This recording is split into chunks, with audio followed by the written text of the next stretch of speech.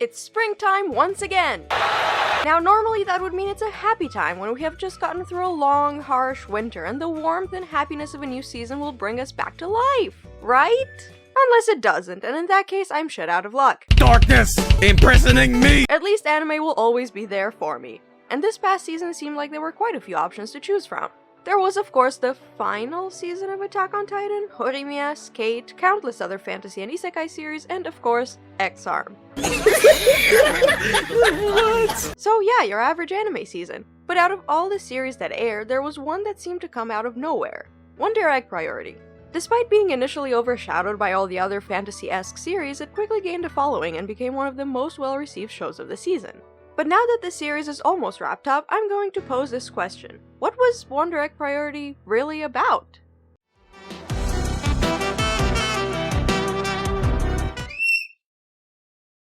Where to begin with Wonder Egg Priority? Well, we can start with the fact that it is an original idea. How strange, right? In an era when so many series and films are based on some kind of pre-existing IP, it's a breath of fresh air to see something that's entirely new. Not to mention, this is one of 3 shows that Cloverworks produced last season, the other 2 being Horimiya and The Promised Neverland. Season. No, God! Yeah, it's a bit of a mixed bag for them. No! Now, I've talked about my thoughts on how Cloverworks handled its adaptation on Horimiya in one of my previous videos. You can check that out right now if you haven't already, but here's a Cliff Notes version. The show was absolutely beautiful to look at, and it tugged at my heartstrings in just the right way. Unfortunately, the pacing was very rushed, and in order to fit the series into 13 episodes, they had to cut out a lot of what made the manga amazing. In the end, it was a solid show, but it didn't quite reach the masterpiece level that I hoped it would. And in many ways, that's my opinion of Wonder Egg Priority as well. It's a beautiful yet very flawed show that has as many positives as it does negatives. Now, don't think that this video is all about how I hate Wonder Egg, because that's not the case. There's a lot to enjoy and appreciate about this series, but its praiseworthy aspects aren't enough to hide its flaws from me. But I don't want to get into the negative stuff just yet. Instead, why don't we talk about the reasons why you would want to check out the show? The good. It might seem a little bit weird to say this about a show with such heavy themes, but Wonder Egg is absolutely beautiful to look at. The colors, the character designs, the animation, it's all outstanding. It's obvious that, like Horimiya, Cloverworks put in a lot of time and care into making it look as good as it does. Wonder Egg also does a good job in getting us interested right away. In the first episode, we're immediately dropped into the story with our main character, Oto-ai, finding a dead glow bug on the street. She buries it by a tree when it suddenly comes back to life. Surprise, motherfucker! It takes her to a gachapon machine beneath a tree where she receives an egg. And when that egg is broken, she's in charge of saving a girl who's being chased by monsters that— Man, all of this sounds really complicated for a first episode, doesn't it? I promise I'll never do drugs again, Dad. It is, but even though each scene might seem like a random series of events, you begin to grow more and more interested in this world. We see that Ai is a shut-in and as a result is a shy and nervous girl. She's reluctant to take action, but when push comes to shove, she's able to stand up for herself and others and do what's right. It's a good start to the series, and it's easy to see why so many others were invested in the show right away. With each new episode, we'll learn more about why Ai is trying to save her friend Koito and trying to figure out why she died. This brings us into the themes that Wonder Egg tries to tackle, which are pretty heavy for what might look like a typical magical girl show.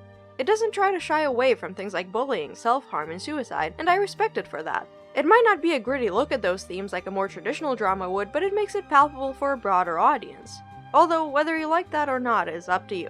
And that OP! That OP! It's so damn good! It may seem a bit strange for a psychological horror, fantasy, drama, but it hits all the right notes for my tone-deaf ears, and it gets me in the mood to watch the show. I always sing along with it when it comes. I never skip this OP, and I am a serial OP skipper. This is boring. Anyway, alright, now for the moment many of you have been dreading. The bad and the ugly. And spoilers ahead and all that jazz. We'll start with our main character, Ai. Now, Ai isn't exactly a bad character. She's kind and likable with fears and worries that I'm sure many could relate with. But Ai doesn't really feel like a real person. I mean, I can't even say her name without chuckling to myself. And also, she goes through a complete 180 almost right away. After meeting Neiru in the second episode, it's as if she's a completely different person. その服かわいいね。どこで買ってるの?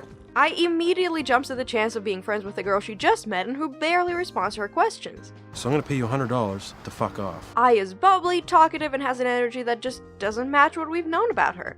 Ai has already been established as someone who's extremely shy and has difficulty interacting or trusting others, but the moment she sees Neiru, her previous personality is gone. The two have barely spoken to each other, and yet Ai is acting like they've known each other for their whole life. And by the time Momoe has joined the group, Ai is the most cheerful and outgoing of the bunch. You could argue that Ai believes she and Neiru have a common goal, so it would be easier to talk with her than another girl at school, but that's missing the point. Ai and Neiru are both working towards saving someone they were close to, and Ai has grown a bit from saving the first girl, but this shift is still too much and too short of a time span. In fact, the only relatable character to me is Rika, not because I'm some kind of idol, but because her way of dealing with trauma is most similar to mine. She's a stubborn survivor who's holding it all in and succeeding just to spite people. Yeah, in case you forgot, I'm a bit of a vengeful person. Being raised by a single mother who's busy running her bar means that Rika grew up and started having more adult issues earlier on. In her case, the problem stemmed from the inside, too. Sure, the idol world was hard, and feeling responsible for a fan's death are big external issues, but we see her having internal issues as well when she talks with her mother and tries to very unsubtly find who she is. パパの5カード。まさかパパ活するか。 Neiru, well, I'm not sure that she was ever meant to be relatable. She's for all intents and purposes an alien, or like a machine developing feelings through the power of friendship. She's cool, but she's also bad with emotions and hypocritical at times. Momoe to me is a bit of a strange character because I don't really entirely understand her. At first I thought Momoe might have been trans, but then she reveals she wants to be seen as a girl. All her problems stem from girls mistaking her for a guy and wanting to date her, but even when a girl likes her as a girl, that's not what she's after either. I don't want to risk being insensitive here towards folks who have a better understanding of gender identity, but something somehow doesn't add up about Momoe to me.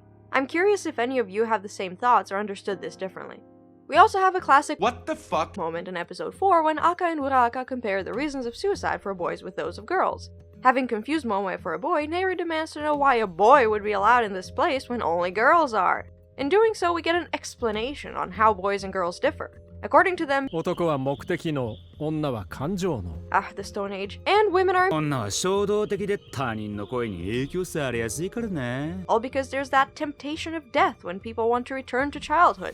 And nobody tries to argue about this or call out how fucking stupid this is. Just a What? from Neiru and the scene ends. Great explanation there, folks. And no, the fact that after the episode the director had to say that they cut Neiru's line, when it comes to their brains, boys and girls are also the same, doesn't help things. There's also the fact that Wonder Egg doesn't exactly know how to properly handle its themes. At first, when I watched this, I thought that maybe I was dumb and there was something I was missing. Everything seemed a bit too obvious. And I kept looking for that thing that I was missing, but I could never find it. One of my uni profs one time told us, if you read a scientific article and you don't understand a damn thing, you're not dumb. The writers failed to write it in a comprehensive way. And that's a good philosophy to use when watching Wonder Egg. In my opinion, this show is not subtle. It's almost on the level of an elementary school PSA. If you do drugs, you go to hell before you die. While it is visually beautiful, there's not always substance or imagery in that beauty. So if you can't find any deeper meaning to things in this show, this is probably not a you problem, because I couldn't either. And the way Wonder Egg does handle its themes just doesn't really work for me. The distinct subtlety of a brick to the face is a bit surprising for a series that is targeted mostly to adults. The enemies being called see-no-evils and haters, Blocking out the haters! and each girl's monster being a thinly veiled depiction of their trauma couldn't make things more obvious. Not to mention, Wonder Egg really feels the need to blend those really dark themes with lighthearted comedy and fantasy action. 愛も先生が好き。 And it doesn't exactly work either. Now, I'm not the type of person who says you can't blend humor and dark subject matter, because you can. Mother. After all, many shows and films have shown this can work and it can leave a greater impact. It's why people often bring up series like Madoka Magica and Revolutionary Girl Utena when they talk about Wonder Egg. But when you're trying to tackle themes like sexual abuse and suicide, please try to be a bit more careful of what you're doing. You can have funny or lighthearted moments, yes, but not at the expense of the tone flying all over the place. I thought this would be where my grievances end, but then we got to episode 12, where so much comes undone. While the show has been relatively coherent for the most part, things immediately go off the rails here for a number of reasons.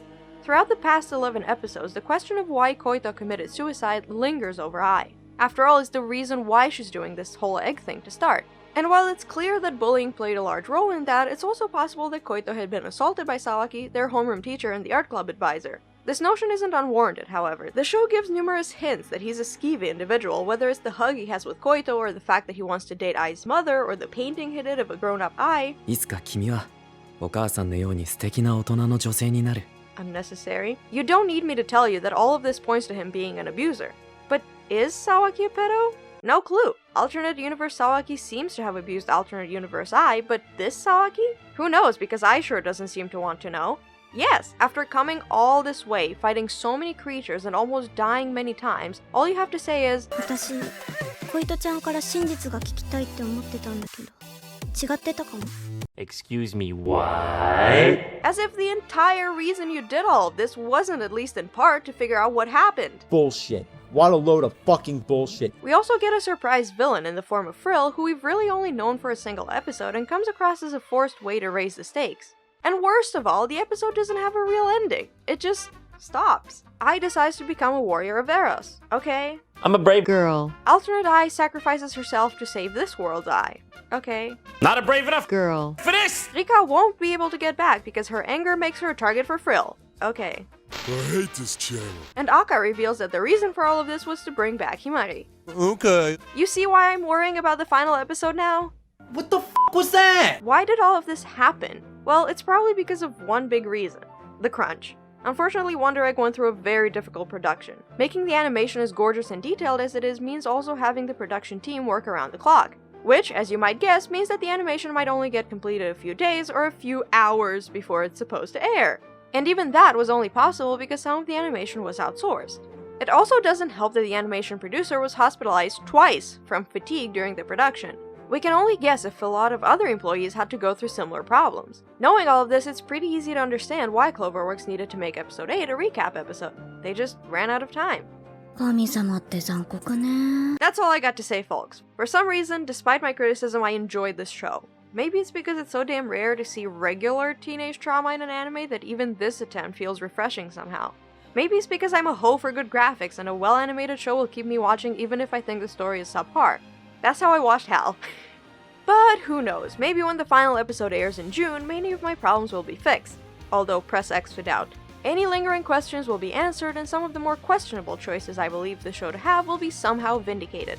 Maybe with a few extra months, the production won't be a complete and utter hellscape and the team can put the time and care they need to into making this a satisfying conclusion. After all, many anime are all about how they end. I don't know for sure, but right now I can only hope for the best. Now, I'ma head out and watch this new season's anime. See y'all next time!